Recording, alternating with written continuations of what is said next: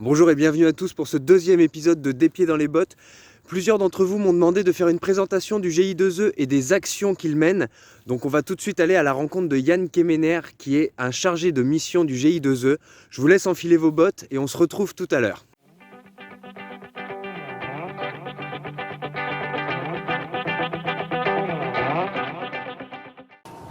L'association Sandrécor Agroécologie regroupe 45 agriculteurs qui sont directement situés à proximité de ce site industriel. Il s'agit de l'usine d'International Paper Saillat-sur-Vienne.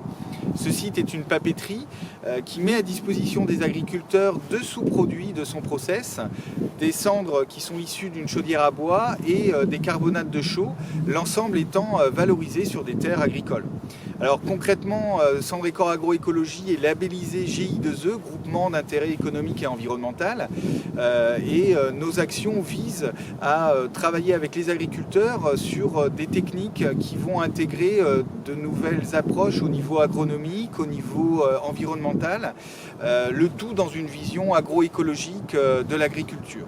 Alors la réflexion engagée par les agriculteurs du GI2E touche trois grandes questions. La durabilité économique des exploitations, la question de la biodiversité au sens large, et puis enfin celle du stockage carbone avec en arrière-plan tous les enjeux climat. Nous nous appuyons sur une sorte de New Deal agronomique qui a débuté en 2002 avec ce partenariat complètement atypique entre industriels et agriculteurs au travers des épandages de champs cendres de la chaudière à bois, épandages qui ont permis une remontée significative des pH dans notre région où les sols sont très acides et bloquent les systèmes de culture. Alors concrètement, si on s'autorise une liste à la Prévert des préoccupations des agriculteurs, on retrouve des réflexions sur l'autonomie alimentaire et protéique dans cette zone de polyculture élevage, donc production de cultures, de luzerne, de métailles, de prairies multi-espèces, tout ce qui va toucher finalement à la production végétale pour alimenter les troupeaux. Très directement, ces évolutions contribuent à la diversification culturelle. On touche ici à la question de la biodiversité que j'évoquais précédemment. Et puis enfin, l'allongement des rotations contribue à stocker du carbone atmosphérique.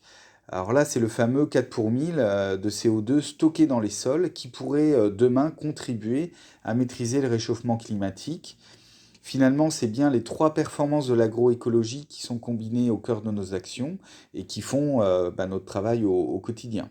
Comme vous l'avez vu, c'est une équation de travail quasi mathématique qui est mise en place par les agriculteurs. Les cendres et les carbonates de l'usine vont donner des sols plus dynamiques et ces sols plus dynamiques vont donner des systèmes de culture plus performants.